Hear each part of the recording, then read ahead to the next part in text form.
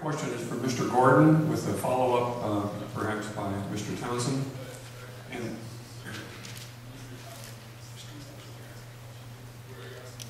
I'm asking it to both of them.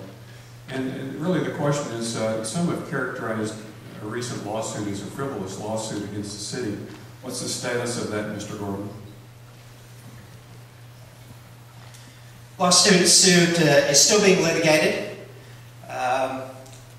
You know, we've talked about PI, and interesting, the $600,000 that was just referenced, that said, it doesn't include the $1 million a year water abatement and all of the other expenses. I've got to tell you this. We have some folks up here that claim they're businessmen, but when you're playing with somebody else's money, you're not a businessman. And there are some of these abatements that we have given away more than we'll ever get. And we need to be concerned about that. So I'm sitting in city council meetings back in 2003, and they're talking about the TI deal.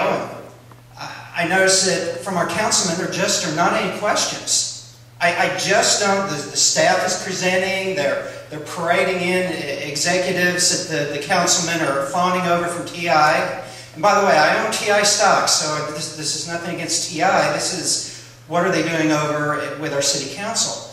And I'm not hearing any questions from our council, and yet they go in and vote, you know, 7-0, 6-1 back then. And I'm thinking, where's the debate taking place? What's going on here? Well, many times I was asked to leave the work sessions as I went into closed session. I'm thinking, well, maybe that's where it's taking place. And then back in 2006, our council went off to Austin to have a city council meeting. Okay? And they were making decisions, important decisions there. And I couldn't make it to Austin that day. So I went to our city charter, and I'm thinking, let's look at this, let's see if they can do this. And they can't. So I brought it to the attention of several of the city councilmen and city attorney. And basically I was told, William, it's the way we do things. If you don't like it, you can sue the city.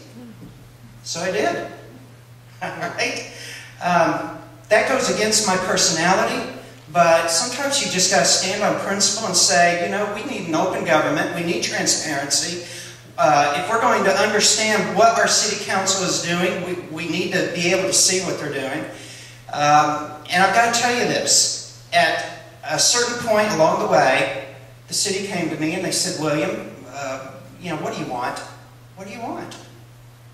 And I said, listen, all I want you to do is admit that you did wrong and not do it again. That's all I asked for. Didn't ask for money. Didn't ask for anything else. And the city couldn't do it. That's where we stand.